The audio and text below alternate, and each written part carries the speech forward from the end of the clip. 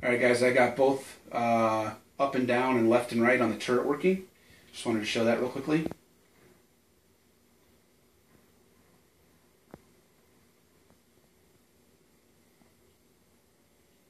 And if you watch, bring the camera over here real quickly, look at the actual footage. It has the barrel right in the end of the thing, so when you're looking around you see that. Hit the stop button.